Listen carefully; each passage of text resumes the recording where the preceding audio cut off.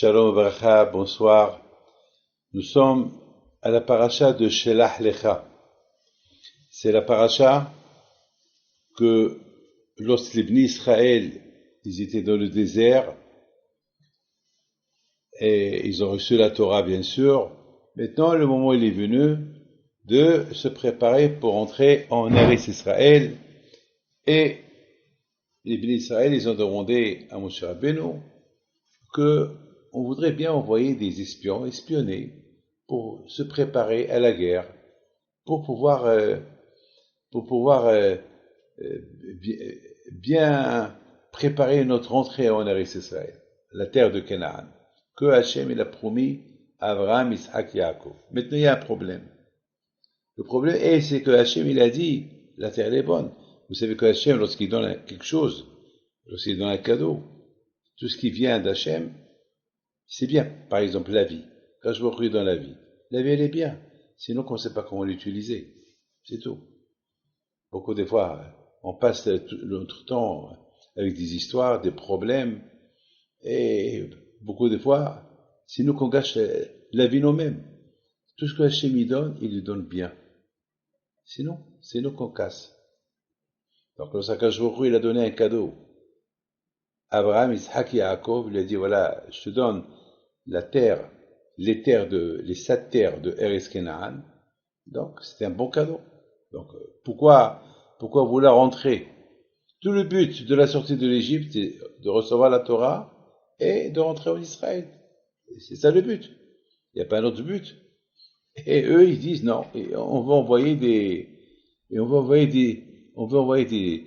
espions pour espionner, pour voir. Vous savez, on peut dire que aussi, ils cherchent des histoires quand même. Beaucoup de fois, on provoque. Beaucoup de fois, nous-mêmes, on cherche des histoires. La vie est tellement belle et on cherche des complications. Par exemple, lorsque les Juifs, ils ont quitté l'Égypte, est-ce qu'ils ont dit à Moshe Rabbeinu, on va envoyer des espions, des éclaireurs, pour voir où on va aller dans le désert? Non. C'est écrit qu'ils ont suivi Moshe Rabbeinu. Ah, pourquoi soudainement maintenant, ils sont devenus des garçons gâtés? Soudainement maintenant, ils veulent explorer la terre de Canaan, comment elle est, est-ce qu'il y a des maisons, est-ce qu'il y a des villes? Mais attends, tout ça, c'est du bidon. Attends, ça veut dire que tu cherches des histoires. Par exemple, imaginez-vous quelqu'un qui veut se marier et qu'il a, ses parents, ils lui préparent une très belle salle, il y a un beau traiteur, il y a de tout, et soudainement, le Hatan, il dit à son beau-père, oh, je préfère envoyer quelqu'un voir. Attends, ici on parle de quelqu'un qui est riche. Quelqu'un qui est riche et qui prépare le mariage de ses enfants, bien sûr, il va porter le meilleur. On sait très bien, ses parents, ils vont chercher le meilleur. Alors, est-ce qu'il y a une idée de dire, tiens, je vais aller voir pour voir si la salle est bien ou pas? Allez, c'est de la folie. Tu cherches des histoires, là. Mes amis, c'est que les Bnei Israël, ils cherchent des histoires. Quand je vois au cri, dit à Moshe Rabbeinu, Moshe, ils font une bêtise. Là, ils sont en train de m'énerver. Mais c'est pas grave. Ils veulent aller, qu'ils partent. Mes amis, ce soir, on va parler de Mashiach. Pourquoi? Qu'est-ce qu'il attend pour venir? Qu'est-ce qui l'empêche, Mashiach, de venir? C'est quoi? Il doit avoir un problème. Ça fait longtemps qu'on l'attend. Et tout le temps, on dit, il va venir, il ne vient pas.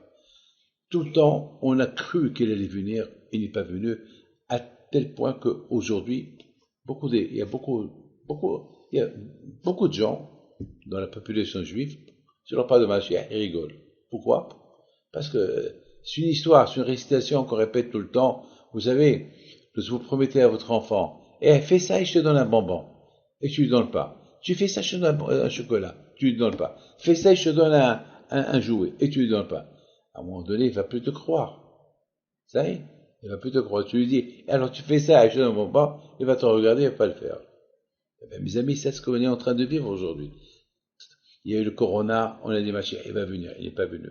Il y a eu la Shoah, pendant comment ça s'appelle, le jour de Simchat Torah, tout le monde a cru, ça y est, Mashiach va venir, il n'est pas venu.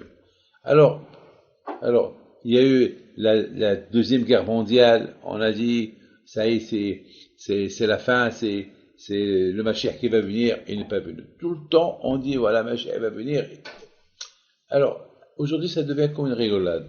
Une rigolade que les gens, pratiquement, tu leur parles de Mashiach, ils ne croient pas. Ils ne croient plus.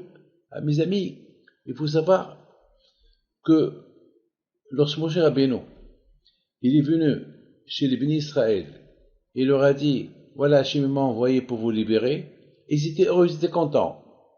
Et soudainement, ils ont vu que Paro, il a commencé à les maltraiter, encore plus. Alors, ils se demandaient, mais qu'est-ce qui se passe? Moshe Rabbeinu, il est venu la semaine dernière, il nous a dit qu'il va nous libérer, voilà, Paro, maintenant, il est en train de nous casser. Encore une autre fois, il vient Moshe Rabbeinu leur dire, vous savez, Hachem m'a dit de vous dire qu'il va vous libérer. Vous savez qu'est-ce que la Torah a dit? Ils n'ont pas cru.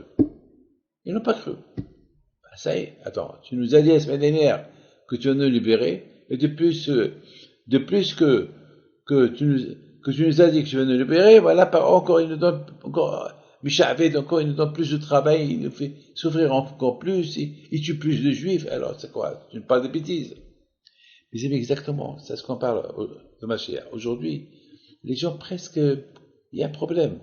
Aujourd'hui, on parle de Mashiach, il y a ceux qui croient, il y a ceux qui c'est la raison pourquoi chaque matin, il y a une obligation de dire Anima Amin Be'emuna Shari. Je crois, même qu'il n'est pas venu, même qu'on nous a dit il va venir, etc. Et il n'est pas venu, je l'attends. Mais hakelo. Voilà, pourquoi? Parce que Haramim, lorsqu'ils nous ont donné cette phrase à dire que chaque matin on doit répéter, on doit penser qu'on croit en Mashiach, parce que Haramim, ils savent que on perd le désespoir, il y a le désespoir. Il y a, à un moment donné, on perd un peu l'aïmouna. Il faut savoir que Mashiach, il va venir soudainement. Il faut savoir ça. Ne croyez pas que, il y a des gens qui me disent, est-ce qu'il existe? Est-ce qu'il est né? Ben oui, il est né. Il est né, il a un papa, il a une maman, peut-être il a des frères, peut-être il a des sœurs, il est là. On ne sait pas. Et il y a quelques avis sur Mashiach. Il y a ceux qui disent que le jour que le Beth Amikdash a été détruit, le premier temple, Mashiach il est né, le jour. Ça veut dire qu'Akadosh Baruch Hu, il a porté la refoua à la Makkah. Et Akadosh il a porté la guérison après le coup. Ça veut dire, il y a eu le coup, le Beth Amikdash a été détruit, tout de suite Akadosh il a préparé Mashiach. Il est où? Il doit être quelque part. Il y a ceux qui disent que chaque génération, il a son Mashiach. Il y a ce qu'on appelle Hizkat Mashiach. Il y a un tzaddik, mais on ne connaît pas qui est-ce. On ne sait pas qui. Mais bon, c'est quelque chose que, vous savez, le monde y tient grâce à l'émouna. Et c'est la raison pourquoi Hakamim, ils ont dit, il ne faut pas qu'on se détache de cette émouna-là. Il ne faut pas qu'on... Justement parce qu'à force d'entendre la même récitation, Mashiach, et à la fin, on perd l'espoir. Tout le rayon, toute l'idée de Mashiach, elle a commencé par cette paracha de cette semaine. Comme Moshe Rabbeinu, il dit aux bénis Israël, vous allez, les bénis Israël, pardon, ils disent à Moshe Rabbeinu, on veut maintenant qu'on a reçu la Torah, et maintenant on va rentrer en Israël, on va aller visiter, on va aller spy, on va aller faire, comment ça s'appelle, explorer, voir comment elle est cette terre. Alors, comme je vous ai dit tout à l'heure, comme Moshe Rabbeinu aurait pu le dire, lorsque vous avez quitté l'Égypte, vous n'avez pas envoyé des gens, des éclaireurs, pour voir comment c'est le désert. Et là, vous avez des éclaireurs. Avec tous les miracles que vous avez vus, vous voulez faire des bêtises, vous êtes en train d'énerver le bon Dieu. Il dit, mais ils ont essayé de calmer Moshe Rabbeinu. Quand je n'étais pas content, c'est pas heureux. Il a dit, d'accord. Mais ce qu'ils ont fait, ça va leur coûter cher. Parce qu'ils commencent comme ça va coûter. Vous savez, avec Hachem, il faut savoir une chose. La façon comment nous on voit les choses, c'est pas la même façon comment dans le ciel ils voyaient les choses. Je vous raconte une histoire. En Pologne, non, pardon, oui, en Pologne, il y a un grand tzaddik qui s'appelle Rabbi Lemelech Milizinsk. En Pologne, il y avait une grande gezerah. Il y avait une très grande gezerah sur les Juifs. Rabbi Lemelech Milizinsk, il a tout fait pour essayer d'annuler la gezerah. Il n'a pas réussi. Il a jeûné 3 jours et 3 nuits. Il n'a pas réussi. La gezerah, elle est toujours là. Alors, finalement, il a envoyé ses élèves à d'autres rabbins pour que ces rabbins-là, ensemble, priaient pour annuler ce décret qu'il y avait contre le peuple, contre Israël. Il devait y avoir un grand pogrom.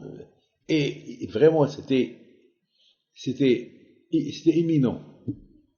Alors, Rabbi Elimelech Milizinsk, alav shalom, tellement qu'il était faible par le jeûne, il s'est endormi. Il rêve, il y a un avis. Il dit, écoute-moi, puisque tu es là, alors voilà, tu demandes ta demande. Il y a ici un juge, demande-lui. Dis-lui ce qui se passe en bas. Alors, après qu'il a commencé à expliquer que c'est pas normal ce qui se passe, nous les Juifs, on fait tout pour respecter notre Torah. Qu'est-ce qu'il veut Hachem de nous? Pourquoi le bon Dieu nous envoie des décrets, souffrir? Qu'est-ce qu'il veut? Pourquoi? Et là-bas, à un moment donné, la Bélémère Mélizisk, il voit tous les tzadikim calmes. Ils étaient tous calmes. Ils lui ont tous dit, mais Bélémère, pourquoi tu t'énerves? Pourquoi tu sais que Hachem, tout ce qu'il fait bien. Il n'y a rien de chez Hachem qui est mal. Vous voyez la chose comme vous la voyez, mais nous ici, on la voit d'une autre manière. Vous savez comme, je vous donne un exemple. Il y a une différence lorsque vous prenez l'avion. Si vous prenez l'avion, vous voyez vraiment un monde devant vous, de l'avion.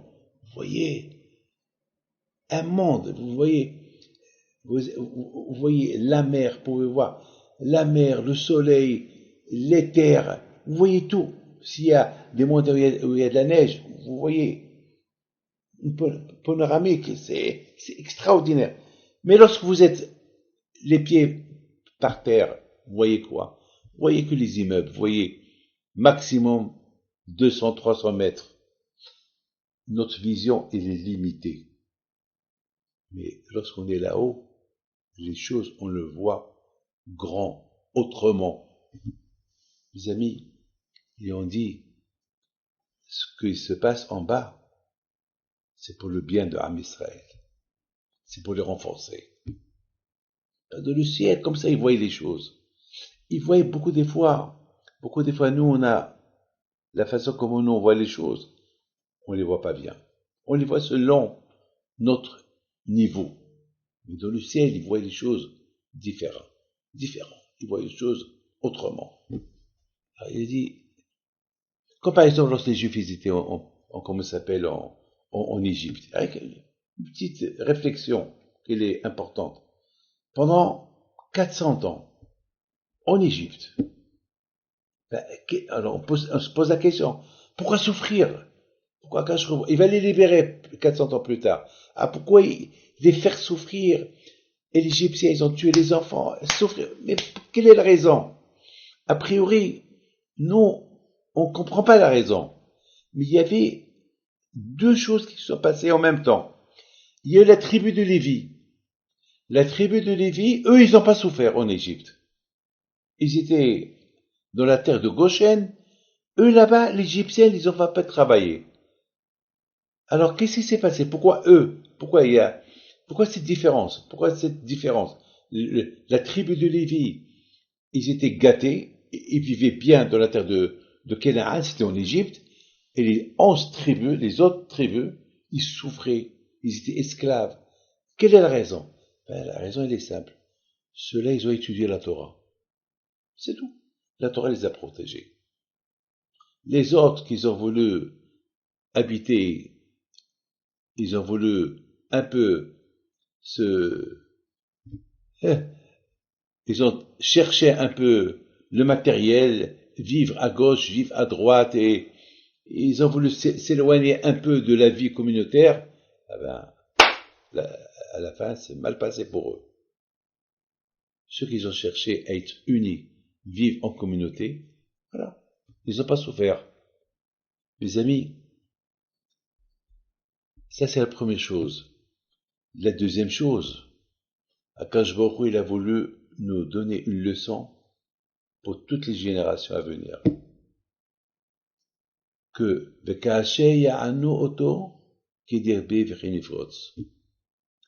les Juifs, les descendants de Abraham, Yitzhak, Yaakov, de plus qu'ils souffrent et de plus qu'ils s'attachent à Akadosh Baruch Hu. Comment vous expliquez ça? Il n'y a rien à expliquer. C'est comme ça. C'est comme ça. C'est comme ça. C'est un héritage de Abraham, Yitzhak et Yaakov. On a dans notre ADN cette force de Vekaché Anoto qui n'est et de plus qu'on nous fait souffrir, et nous, on se renforce de plus vers Akadosh Baruch Hu. Comme Abraham. De plus qu'Abraham il souffrait, de plus Akadosh Baruch Hu va le tester, il va le tester. Encore il le teste jusqu'à qu'il a testé avec son fils. Prends ton fils, sacrifie-le. Et Abraham, il allait droit avec Hachem. Isaac Abinu pareil. Yaakov Abinu, toute sa vie, il a souffert. Toute sa vie. Mais jamais il a dit pourquoi. Le contraire, dans les souffrances, la personne, il devient encore plus fort.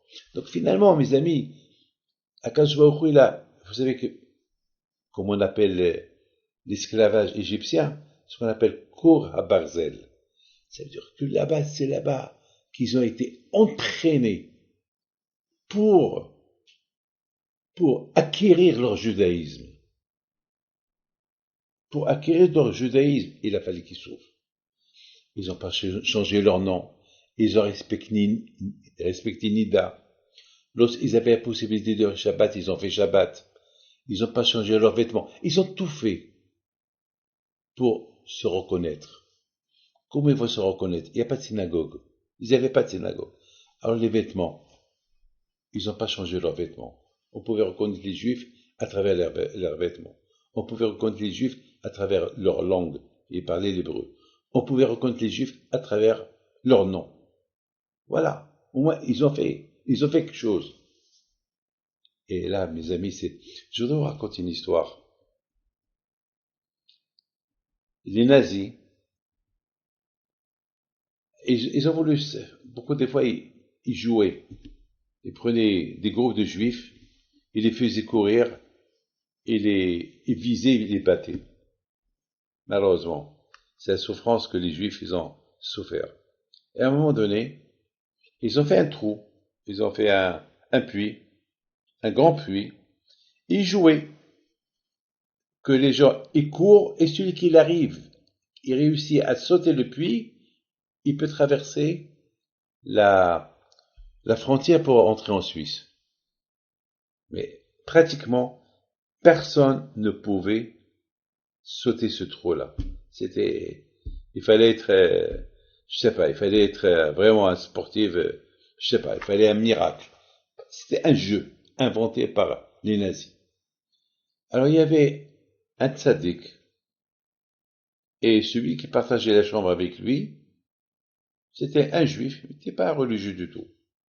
C'était un juif allemand, pas croyant rien du tout. Il savait que lui aussi va courir.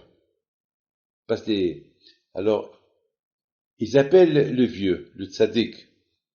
Les nazis lui disent, alors, monsieur le rabbin, hey, tu veux sauver ta peau? Alors tu cours et tu sautes ce puits. Et le rabbin, il regarde. Il fait Shema Israël. Il s'apprête à courir. celui qui était le non-religieux, il a dit, de toute façon, après toi, ça va être moi. Je voudrais bien que je tiens tes mains. Tu sautes, je veux sauter avec toi. Si toi, tu vas sauter avec moi, tu es sûr? Je dis oui. Parce que je sais que toi, tu vas réussir. Et si tu réussis, alors je vais réussir avec toi. Grâce à toi, je vais sauter. Je lui dis, mais tu es pas croyant. Il dit, c'est vrai, je suis pas croyant. Mais là, je suis croyant. C'est ça les juifs. N'importe quelle chose qui peut lui arriver, ça peut changer tous les données. Tous les données de sa tête, ils peuvent changer en une minute. Et l'histoire, elle raconte que ce monsieur-là, Baruch Hashem, il a fait une grande écheva. Le rabbin, il a sauté. Il a sauté avec lui. Ils ont réussi. Ils ont traversé la frontière. Le rabbin, il est mort quelques temps plus tard. Mais celui qui a sauté avec lui, il a fait une grande écheva. C'est extraordinaire. C'est extraordinaire. J'ai reçu une femme, cette semaine. Une femme qui était athée. Elle a perdu sa fille. Dans la fameuse soirée qu'il y a eu à Simchat Torah, ici en Israël. Et elle a, malheureusement, elle a perdu sa fille. Et justement, elle n'était pas croyante. Elle était anti-Torah, anti-religion, anti-tout. Mais la mort de sa fille, elle a changé les données de sa tête. Et elle fait une grande écheva. Elle fait Shabbat, elle fait tout. Parfois, il y a, justement, c'est ça, mes amis, que ce qu'on a expliqué à Rabbi Elimelech Melitzinsk. Elle dit, tout ce qui se passe en bas, c'est vrai, ça fait mal, ça fait bobo, ça fait du mal à la communauté. Parce que il y a des décrets, il y a des gézérotes, il y a la Shoah, il y a ceci, il y a cela, c'est vrai. Ça fait mal tout ça. Mais dans le ciel, ils voyaient pas ça comme mal. Ils voyaient ça comme bien. C'est comme bien. C'est vrai. D'ailleurs, même Moshe Rabbeinu, il n'a pas compris. Moshe Rabbeinu, lorsqu'il était au ciel, il a dit à Kadosh Hashem, je comprends pas pourquoi un rachat, celui qui ne croit pas en toi, il réussit. Et celui qui croit en toi, celui qui fait les 3 prières, il fait le maaser, pourquoi il a des problèmes? Kadosh Baruch Hu, il répond à Moshe Rabbeinu, Moshe, jamais tu peux me comprendre. Justement, ce que eux ils croient, c'est du mal. Ici, au ciel, on le fait pour que ce soit du bien.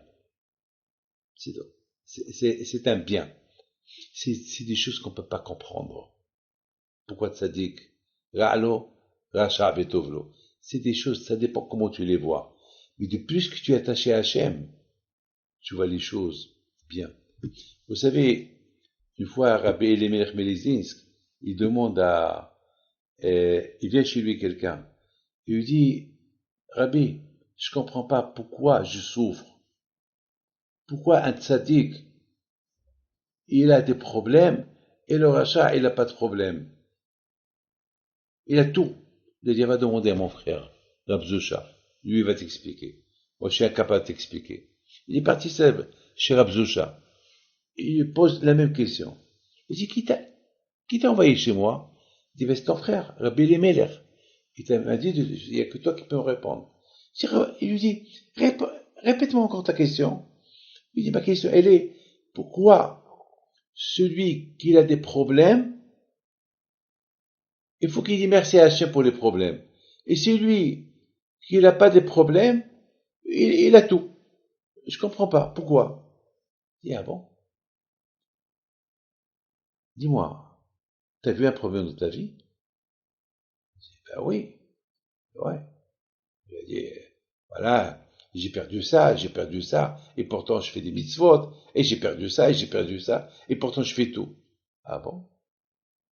Je dis, moi, Rabbi Zosh a dit, moi, depuis que je suis né jusqu'à maintenant, jamais j'ai senti un mal.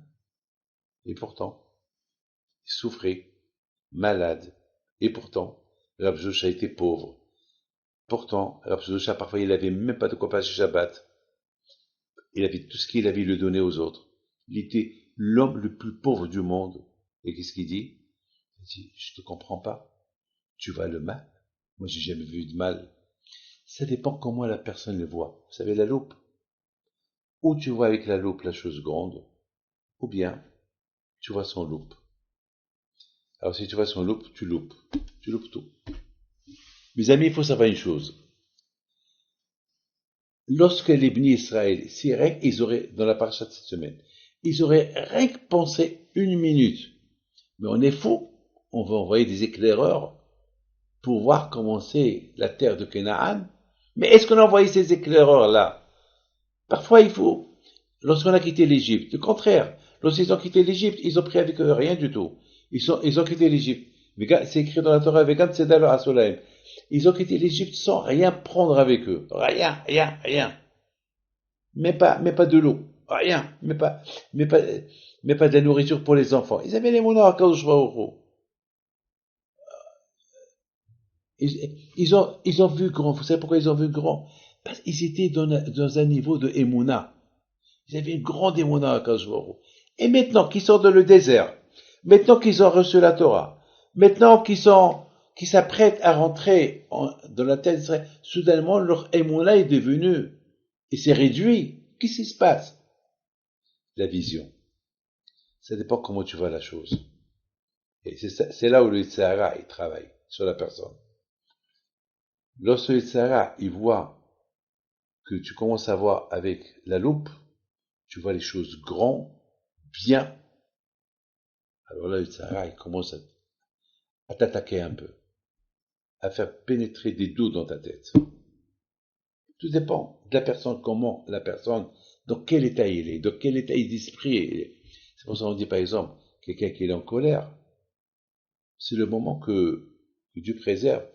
On dit que celui qui est coléreux, celui qui déchire ses vêtements, etc., comme s'il fait l'idolâtrie. Parce que pendant un moment qu'il déchire ses vêtements, il oublie qu'il y a Akadosh Baruch Hu. Mes amis, il faut savoir une chose, que lorsqu'Akadosh Baruch Hu, il donne un cadeau, il sait ce qu'il fait. Il sait ce qu'il fait. Hachem, il a donné un cadeau à Abraham, Isaac, Yaakov. Il leur a donné un cadeau. Et c'est quoi le cadeau qu'il leur a donné? La terre de Canaan. Le Beth Amikdash. Eretz Israël. C'est écrit dans la Torah. Vous savez que Eretz Israël, le Yerushalayim, c'est là où il y a la Shekhinah. C'est là où il y a Akadosh Baruch Hu. C'est ce que Hachem il a donné. Eux, maintenant, ils veulent envoyer des éclaireurs. Ils doutent d'Hachem. Mais qu'est-ce qui se passe dans leur tête? Qu'est-ce qui se passe dans leur tête? Alors, quand je vois il leur a dit, ah bon, c'est ce que vous voulez? Eh ben, d'accord. D'accord. Vous allez la payer cher. C'est écrit dans la Torah, dans la paracha de cette semaine, c'est écrit, lorsqu'ils sont retournés, ils ont commencé à critiquer la terre d'Israël, jusqu'à qu'ils ont fait pleurer tout le monde.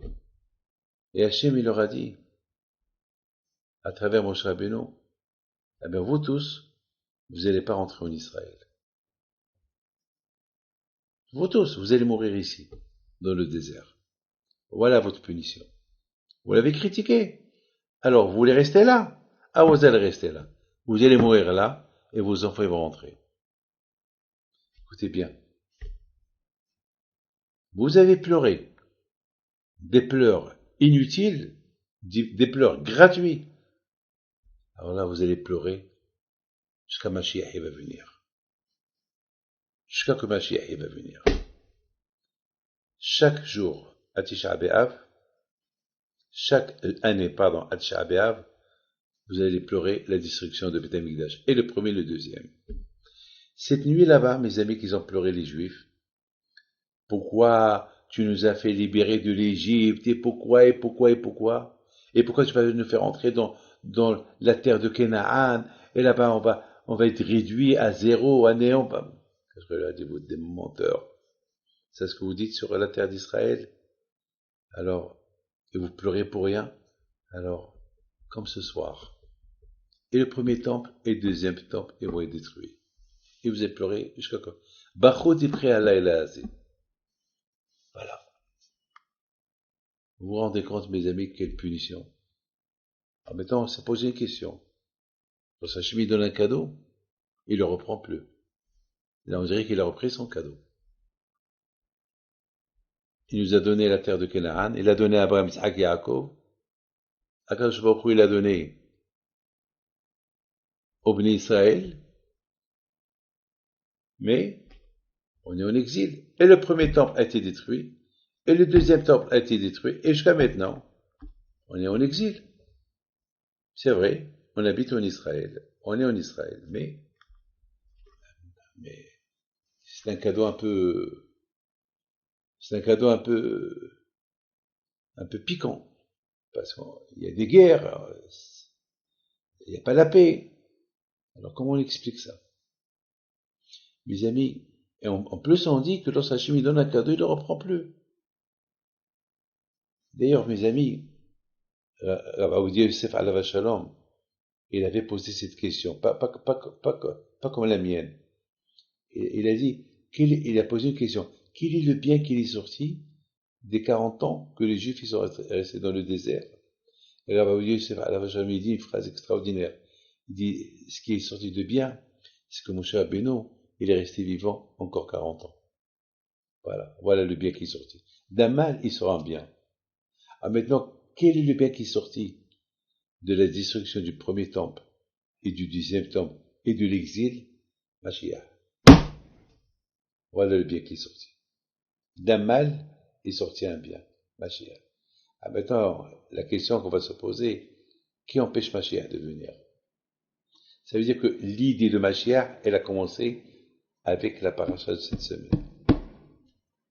Parce que les Juifs, ils ont pleuré la veille de Tisha B'Av dans le désert.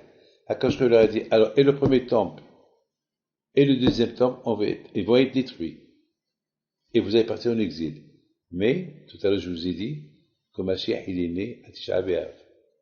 Donc, un bien est sorti d'un mal. Il y a eu le Beth Amikdash qui a été détruit, et Mashiach, il est né. Ah, maintenant, qu'est-ce qui n'empêche Mashiach de venir? Alors, pour ça, mes amis, je vous raconte une histoire, et on va aller à Essaouira. Pèleriner à Pido, en direct. Alors maintenant, je vous raconte une très, très, très belle histoire. La Gemara, elle raconte sur un grand sadique qui s'appelle Rabbi Yeshua ben Levi. Il rencontre Eliyahu Navi. Il dit à Eliyahu Navi, dis-moi, tu sais où il se trouve Mashiach? Il lui dit, oui, Mashiach, je sais où il se trouve. Il se trouve à tel et tel endroit à Rome. Alors, il faut savoir que ici en Israël, vers Haïfa, il y a un endroit qui s'appelle Sha'aromi. Parce que les Romains, ils habitaient là-bas, à l'époque du deuxième temple, ils étaient là-bas. Donc, peut-être que c'est là-bas où il se trouvait, Mashiach. Ça s'appelle Sha'aromi. C'est dur de dire que, bon, je ne veux pas rentrer dans les détails. Donc, il lui dit, va chez lui et demande-lui quand Mashiach il va venir. Parce que Bishop ben Levi demande à Ali Nabi, quand Mashiach il va venir. Il lui dit, va lui demander. Ah bon? Et tu penses qu'il va me répondre? Il va te répondre. Alors, Bishop ben Levi, il va à Sha'aromi. Il s'est rappelé que Nabi lui a dit, tu vas le trouver dans un endroit où il y a des lépreux. Des lépreux. Il lui dit quoi? Mashiach, il a la lèpre? Il lui dit, oui, il a la lèpre. Pourquoi il a la lèpre? Tu iras, va demande. Il va, de loin, il arrive à l'endroit où il y a les lépreux, il voit un monsieur, et il avait l'air noble. Celui-là, c'est Mashiach. Il va vers lui, il a dit, direct, et Mataïka Timor, quand tu vas venir libérer? Mashiach, il le regarde, il a dit, Hayom, aujourd'hui. Aujourd'hui? aujourd'hui. Il était très content. Abu Shu'ab, il a dit, eh ben, ça valait la peine que je suis venu. Bon, puisque c'est pas la peine que je pose des questions, pourquoi tu es lépreux, rien. Allez, il va venir aujourd'hui. Il retombe certainement. Il a envoyé des affiches. Aujourd'hui, il y a des textos. Aujourd'hui, il y a tous les médias, les réseaux sociaux pour lancer un message. À l'époque, il y avait Bokmela. À l'époque, c'était la bouche. La bouche, dès que tu dis quelque chose, aïe, Sawira. Dès qu'il y avait une naissance, toute la ville des Sawira le savait. Dès qu'il y a un mort, tout le monde. Je me rappelle à mon époque, on a entendu il y a un monsieur, il s'appelle David Cacan, qui allait recevoir le premier frigidaire. On savait même pas c'était quoi le mot frigidaire. Jusqu'à que quelqu'un nous ait expliqué frigidaire, celui qui fabrique les glaces. Voilà. C'est quoi? Oui, on était, celui qui fabrique les glaces. C'est quoi celui? Celui. On dirait que le frigidaire, il parle. Voilà. Bon. À Kolpanim, c'était comme ça. Et toute la vie des Saourés, elle est venue ils sont arrivés à l'endroit où il devait arriver le camion, et on a vu tous ce frigidaire, un grand frigidaire. Vous savez, ils ont pris le frigidaire à un atelier, et on est parti derrière lui, on dirait une lévaïa, on dirait un enterrement, et on allait, et c'était comme ça, on était minime, il n'y avait rien. Donc à l'époque, c'était avec la bouche. Bon, ce fameux jour est passé, Mashiach n'est pas venu. Deuxième jour, troisième jour, quatrième jour. Quelques temps plus tard, Bishwa ben Levi rencontre Elianabi. Elianabi lui dit, alors, t'as vu Mashiach? Je dis, oui, je l'ai vu. Alors, tu as posé ta question? Je dis, oui, je lui ai posé la question, quand il va venir. Mais il m'a dit aujourd'hui, et il n'est pas venu. Comment il t'a dit? Il m'a dit Ayom. Aujourd'hui, il va venir. Il n'est pas venu. En plus, j'ai lancé le message, tout le monde me dit alors, Bishwa, tu nous as donné des fausses espoirs, comment il va venir, il n'est pas venu. Il y a un abbé dit à Bishwa Ben Levi, répète qu'est-ce qu'il t'a dit? Il m'a dit, il va venir aujourd'hui. Il dit, Hayom et Bekolot Ishmael. C'est-à-dire que Mashiach, il est prêt. Comme je vous ai dit, il est né, le potentiel de Mashiach, il peut être en chacun de nous. Chacun de nous. C'est le potentiel de Mashiach. Il est là. C'est ce qu'on appelle Heskat Mashiach. Kadosh Baruch Hu, il nomme chaque génération, il y a beaucoup de tzadikim qui devaient être Mashiach. Il y a plein de tzadikim. Mais malheureusement, la génération n'était pas Réouya, ils n'avaient pas de mérite. Ils n'étaient pas méritantes. Alors, il n'est pas venu. Mais il est là. C'est la raison pourquoi je vous dis que, surtout à notre époque, c'est imminent. Donc, à Kolpanim, il t'a dit aujourd'hui, ça veut dire, mes amis, toutes ces souffrances-là qu'on souffre, on aurait pu les réduire. Il y a tellement, il y a tellement de ségoulottes. Il y a des ségoulottes, il y a des gens qui cherchent à avoir une ségoula pour se marier. Il y a des gens ils veulent des ségoulottes pour gagner au loto. Des ségoulottes pour ceci, une ségoula pour cela, une ségoula pour trouver une femme, une ségoula pour trouver une maison, une ségoula pour ça, une ségoula. Et la ségoula de Mashiach. Pourquoi des gens, ils se posent pas, c'est quoi la ségoula de Mashiach? Eh bien, mes amis, la ségoula de Mashiach, c'est Hayom, c'est une promesse. Il dit David Ameler, Al takshule v'aprehem kim riba. David Ameler, il dit, rappelez-vous, pendant 40 ans dans le désert, les 40 ans dans le désert, c'était à cause, parce que vous avez critiqué RS Israël. C'est tout. Vous avez critiqué RS Israël. Le bon Dieu vous a puni. Le jour que les espions, ils sont retournés de leur espionnage, ce jour là-bas, s'ils n'auraient pas critiqué Eretz Israël, Hayom, ce jour là-bas, on aurait pu rentrer. Et c'est fini. Et Mashiach serait venu. Mais ils ont critiqué. Mais malgré tout, même que Hachem, il nous a punis de rester dans le désert 40 ans, et après, on va rentrer en Israël, et on va voir le premier Beth Amikdash, et il va être détruit, et le deuxième Beth Amikdash, et il va être détruit, et nous on va être en exil, éparpillés, exilés dans le monde entier, malgré tout. Il a créé Mashiach le jour de la destruction de Beth Amikdash. Ça veut dire que le potentiel, il était là. Voilà Rabotai. Alors ça veut dire que le mot Hayom, le potentiel d'aujourd'hui, il peut arriver n'importe quel moment. Donc, c'est pas Hachem qui bloque. C'est pas Mashiach qui bloque. Ben, ce qui bloque, c'est à nous d'avoir cette émouna, Hayom. Cette émouna, cette foi. C'est à nous. Mes amis, lorsqu'il y a quelqu'un en prison, on fait tout pour le libérer. On fait tout. Lorsqu'il est malade, on fait tout pour qu'il guérisse. Ben pourquoi on ne fait pas tout pour que Mashiach y vienne? Pourquoi on ne fait pas tout? La meilleure ségoula, c'est Hayom, aujourd'hui. Vous avez combien des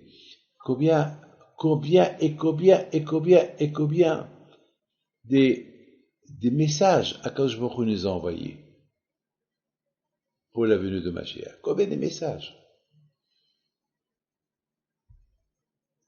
Parfois, on jette des phrases mal placées. Je termine avec une phrase. Quelle est la raison pourquoi il est lépreux Mashiach? J'ai cherché à savoir, j'ai cherché à comprendre. J'ai pas lu dans aucun livre ce que je vais vous dire. J'ai beaucoup réfléchi Shabbat. Et finalement, je suis arrivé à une conclusion. Mashiach, il souffre. Parce que le fait qu'il n'est pas venu, on se désespère. Par exemple, voilà, je vous le dis. Cette semaine, j'ai reçu une femme qui a subi beaucoup des épreuves. Beaucoup des épreuves. Et à un moment donné, elle me dit, il n'y a que Mashiach qui peut m'aider. Je lui dis, avec toutes les épreuves que tu as, pourquoi Mashiach? Elle dit, il n'y a que lui. Je ne vois pas d'issue, je ne vois pas de solution. Il n'y a que lui, s'il vient, ça y est. Le bonheur retournera à ma famille, il y aura la guérison de mon mari, il y aura ça, il y aura ça, il y aura ça, il y aura ça. Écoutez, de ma tête, j'ai dit, oh là là, c'est là. De ma tête, hein. J'ai rien dit, hein. Soudainement, qu'est-ce qu'elle me dit? Elle me regarde. Non, il va pas venir que pour moi. Mais pourquoi pas? Pourquoi t'as tout cassé? Elle l'a dit d'une émouna, et à la fin, elle a tout cassé. Il dit non, je pense pas. Je pense pas qu'il va venir que pour moi. Non. Et en plus, pourquoi il n'est pas venu pendant le corona? Et pourquoi il n'est pas venu? Mes amis, quand j'ai entendu cette femme parler comme ça, tout de suite j'ai dit voilà la réponse. Mashiach, il dit le fait que tout le temps on dit il va venir, chaque fois qu'il y a un problème, on dit ça, c'est les simanim, c'est les signes de Mashiach, il ne vient pas. Alors, qu'est-ce que les gens disent? Hein? On a cru qu'elle allait venir, voilà, il n'est pas venu. Mashiach, il dit, c'est moi qui cause aux Juifs de dire comme ça. C'est moi qui cause. Parce que, à force de dire, il faut croire dans la venue de Mashiach, et Mashiach, il ne vient pas, les gens se désespèrent. Et le fait que les gens se désespèrent, alors, ils éloignent la venue de Mashiach. Ah, maintenant, ça vient indirectement, il parle du mal sur Mashiach. C'est un Lachon Hara. Mais étant donné que Mashiach, il dit, mais ce Lachon Hara, c'est moi le fautif, c'est à cause de moi. Donc c'est lui qui est c'est lui le lépreux. C'est lui qui reçoit la lèpre. Au lieu que c'est nous qu'on reçoit la lèpre, c'est lui qui la reçoit. C'est nous, pas c'est nous qu'on le critique. C'est nous qu'on dit, il n'est pas venu. Donc c'est moi qui n'ai pas dû la Shonara. C'est pas lui. Mais lui dit, étant donné que c'est lui la cause, alors vous savez très bien que la Shonara, la médisance, il y a trois qui sont punis. Celui qui parle, celui de qui on parle et celui qui entend. Donc les trois devaient être lépreux. Et les trois devaient être punis. Mashiach, le pauvre, il veut pas que nous on soit punis, ni celui qui parle soit puni, ni ceux qui entendent soient punis, c'est lui qui est puni. Pourquoi? Il se dit, c'est moi la cause. Mes amis, le problème de Mashiach, il est résolu. C'est à nous. Hayom. C'est aujourd'hui. Il faut se renforcer dans cette humuna. Et arrêtons de dire, il n'est pas venu. Il aurait dû venir, il n'est pas venu. En parlant comme ça, on l'éloigne. En parlant comme ça, il devient encore plus lépreux. Le contraire. Qu'on s'accuse, nous. Il n'est pas venu Mashiach, on ne mérite pas. Le fait qu'on parle comme ça, c'est là où Mashiach, il va venir. Mes amis, on va passer à Essaouira, et Mashiach, il va venir maintenant. Voilà. Pourquoi pas? Si Dieu veut, par les échos de Tzadikim, Rabbi Pinto Alav Shalom, et Be'ezat Hashem, je rigole pas, moi, je vous dis quelque chose, j'ai pas peur de vous le dire. Pour que tu vois, j'ai envie d'arrêter de recevoir les gens, je voudrais pas d'honneur, d'arrêter d'écrire et d'arrêter de donner des cours. J'ai dit, ça y est, il faut maintenant que je travaille pour moi, il faut maintenant que je me prépare moi pour accueillir Mashiach. Parce que c'est tellement éminent avec tout ce qu'on voit, il faut être aveugle pour ne pas voir la réalité, pour ne pas voir la vérité, pour ne pas voir le émet. Le émet, il est là, on n'est pas loin. Et ça verra.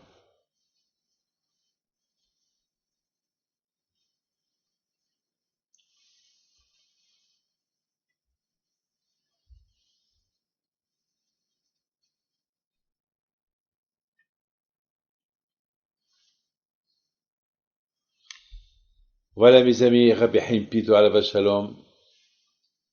Voilà, vous êtes en face, en direct, la tombe de Rabbi Haim Pinto. Hicham, Bonsoir, Rabbi ça David. va? Il fait jour encore à Essaouira? Oui, c'est du soleil, ça, avant le coucher de soleil. D'accord, on va voir. Alors là, c'est toutes les lettres que vous recevez, oui? Oui. Toutes les lettres, voilà, vous voyez, oh là là. Voilà. Sachez que chaque fois que je reçois une lettre chez vous, celui qui m'écrit, sa lettre, elle part à Essaouira sur la tombe de Rabbi Himpido. Qui suis-je moi pour bénir les gens? Voilà, ils sont bénis direct. Et après, tous ces lettres-là, ils sont brûlés.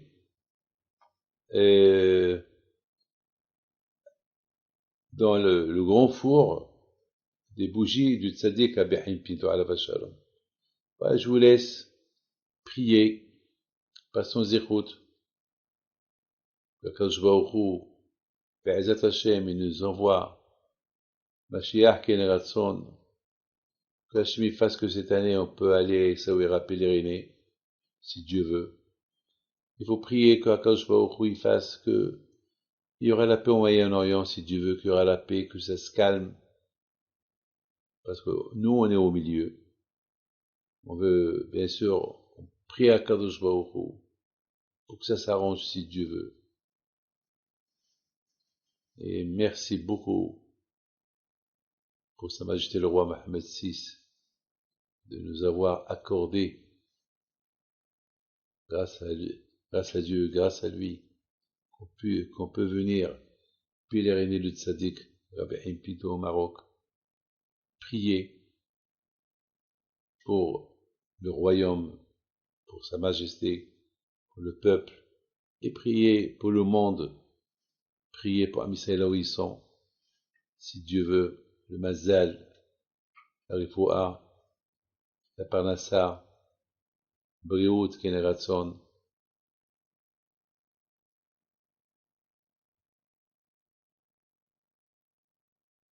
Jamais le bon Dieu, il fait le mal. Tout ce qu'on pense qui est mal, c'est mal calculé. Bon, c'est Hachem qui sait. Tout est pour le bien. On peut sortir un peu, Hicham, dehors. Waouh, quelle beauté. Quelle beauté. Essaouira. De là-bas au fond, c'est là-bas où on allume les bougies, au fond. C'est là-bas où on brûle toutes les lettres. Comme ça, vos demandes, ils montent chez Akadosh Baruch Hu. Et voilà le soleil royal, soleil marocain. Regardez, le soleil qui nous connecte. Là, c'est la tombe de Rabbi David ben Baruch alav shalom.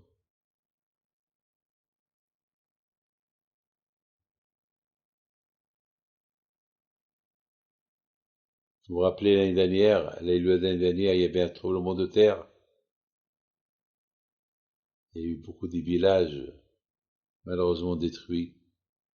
Il y a eu plusieurs centaines de morts, peut-être des milliers même. Mais grâce à Dieu, le tremblement de terre, il aurait pu faire beaucoup de dégâts à travers le royaume du Maroc, mais oh, grâce à Dieu.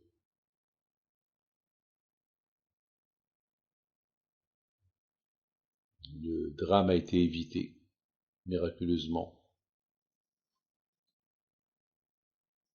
Priez. On peut rentrer au cimetière, on peut rentrer chez Abihim Pinto.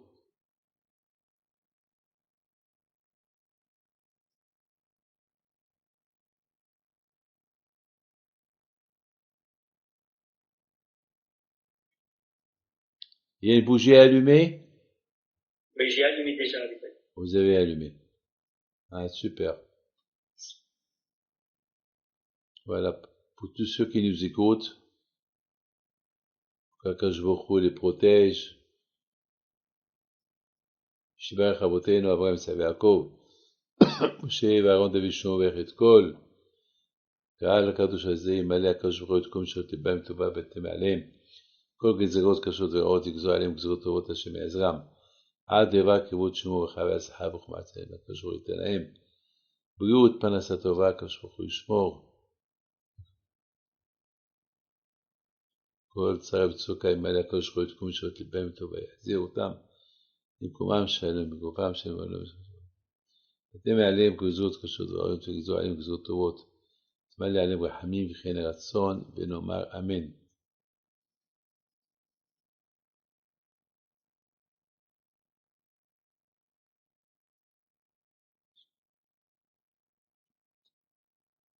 Si vous avez une petite demande, vous pouvez nous écrire, envoyez-nous votre demande, et nous, on envoie chez Rabbi Pinto. Sachez que tous ceux qui m'envoient une lettre, une demande, voilà où elle arrive. Chaque jour, il y a des centaines d'emails qui, une fois qu'on les a traités, bénis, une fois qu'on répond, ils sont renvoyés chez Rabbi Pinto. Voilà. Je donne ma petite réponse sur la lettre, et le reste, ça va chez Rabbi Pinto alav shalom.